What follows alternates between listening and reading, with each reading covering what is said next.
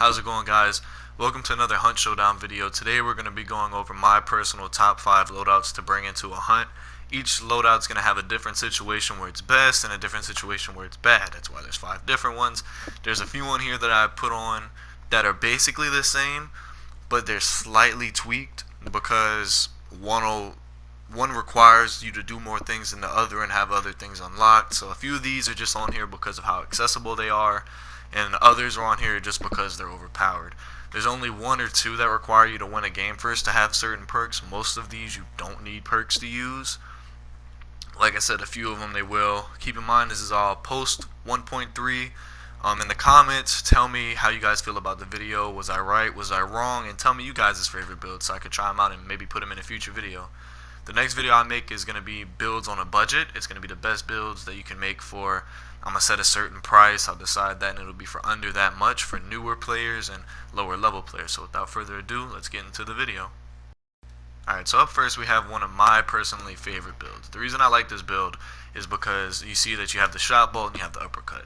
I use this more for, it can be used for like out of building gunfights, but it shines, it absolutely shines when you're inside of buildings defending a bounty or defending a banish, as a matter of fact, or in any building just defending yourself. It's really good because the Shotbolt can obviously one shot anywhere except for like your actual foot, you know, and all you really need is you need the Shotbolt, which the only downside to that is you have to use every other crossbow, and it's not bad once you get past the hand crossbows. Once you get to the actual crossbows, they're not terrible.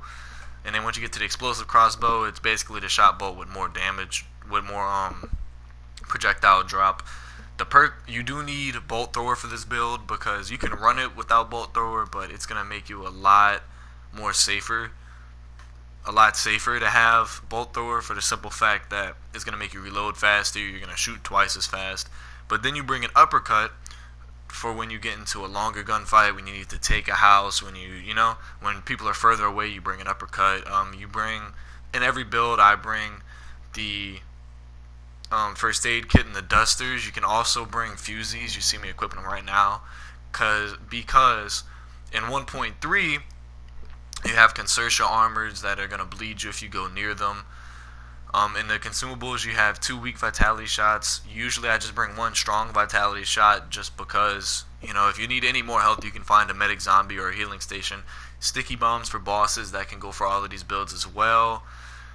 But in reality, and a choke bomb for when your teammates get lit on fire. But in reality, you can use anything you want in these sections. It's really up to you. As well as the perks. A lot of the perks will be up to you.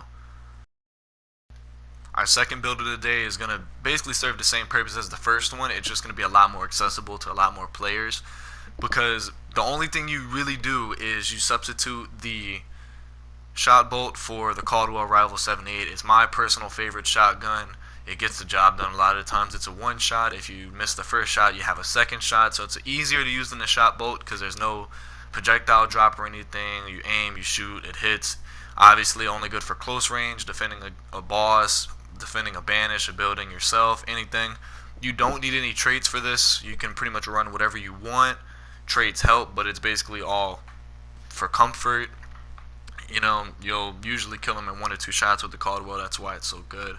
In a second here, I'm going to move down to my secondary. You're going to see that I'm using a Caldwell uppercut again.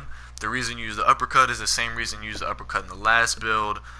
For those ranged altercations you get into mid-range, maybe you miss both shots out of your Caldwell, or maybe they didn't kill the enemy, you can hit them with the uppercut. 9 times out of 10 they'll die.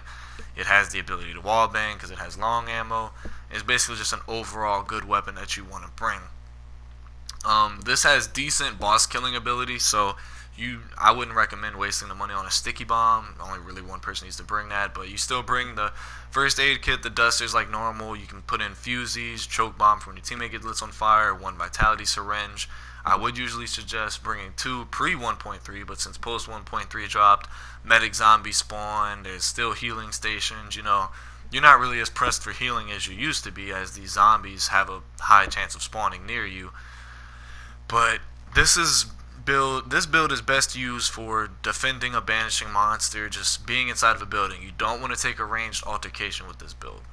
That's the one thing you don't want to do because it's a shotgun. But with that said, let's get into the next one. Now this is probably the build that out of these 5 that I use the least. This is going to be my scoped weapons build.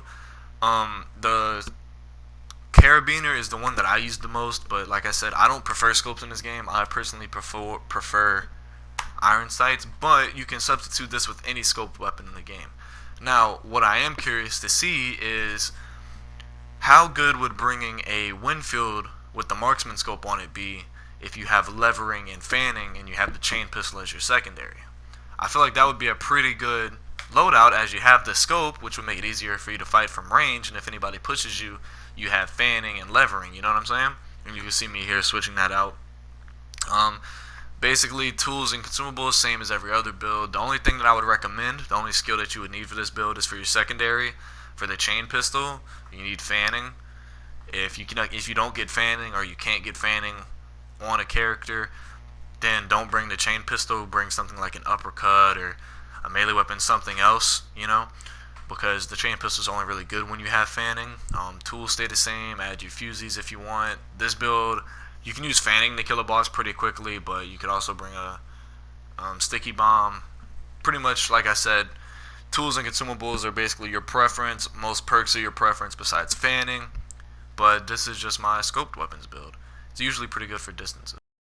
This is one of the builds that I was talking about that come from pre 1.3. This was pretty much your meta pre 1.3. Your Sparks is the most likely to one-shot somebody in the body as it leaves you at 1 health. You hit them, put them at 1 shot, and then use fanning on your chain pistol to just spray and pray and hope that you hit a shot and kill them. This is still pretty viable post 1.3, as with the Sparks you'll be able to outrange anybody that has levering or fanning and is relying on that, because they'll just have a Winfield. So this is still a very viable build because you still have the chain pistol to counter the fanning and levering meta that's becoming a thing nowadays, and then you have the Sparks to stay out at a range. It's still the most likely to one-shot somebody in the body, still the most powerful rifle in the game, still one of my favorite builds to use. You know, this is pretty much all I would use pre 1.3 because it was, at the end of the day, one of the most effective. Now, I don't like bringing the scope on the weapon just because of the high zoom on the sniper scope, but to each his own. I don't find myself, especially on console, getting in fights like that just because of the render distance on console right now, so I don't recommend bringing a long range scope, because by the time the sniper scope becomes effective, you're out of render distance, you know. But your tools and consumables stay the same. The only perk you really need is fanning. This build is going to be best used in your medium to long ranges. It has effectiveness at short ranges, but it's going to be outclassed by a Winfield or a shotgun or a chain pistol with fanning. Really, that's your only bet close up. And last but certainly not least, you have the most broken build in the history of this game.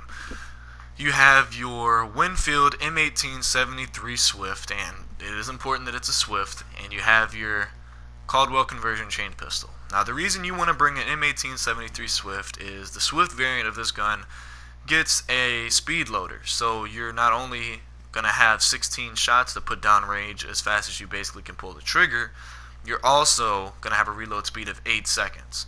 So that basically pushes this gun over the edge of just being good, and it pushes it to being kind of broken. Now, the only bad thing about this is both of your guns have a very long reload speed, so on the very rare chance that you miss all 16 shots in your thing, someone pushes you, you miss 17 shots out of your chain pistol. I know it sounds impossible, but it's possible, and probably will happen to at least one person. You're pretty vulnerable. You have an extremely long reload speed, but 90% of the time you won't miss your shots. You'll probably tag someone a couple times with the Winfield. They'll push you, or you'll kill them that way, or when they push you, you just spray them with the Winfield. By the off chance that you do get through that clip of 16 without killing them, you have your chain pistol that you can use. It's pretty viable at medium to short ranges. The only bad thing about this build is you will have to win a game or two before you can get this build up and running, as it requires levering and fanning. Now, I do recommend getting levering first, as it only costs 3 upgrade points, so that's after 1 match you'll be able to get it, as well as the Winfield with levering is better than the chain pistol with fanning because it has a quicker reload speed, it does a little bit more damage, it has more range, it's a rifle, you know.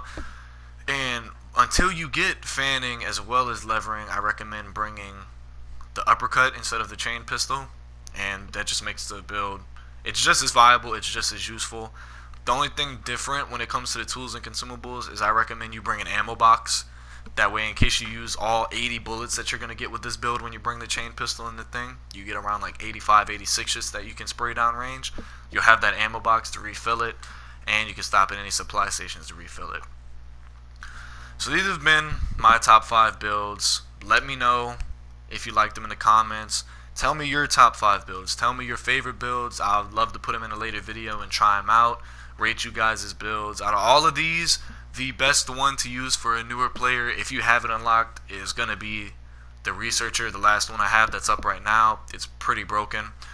But if you like the video, like, subscribe. If it helped you out, like and subscribe. And yeah, I hope you guys have good lucks in your hunts, and I hope these builds help you guys out.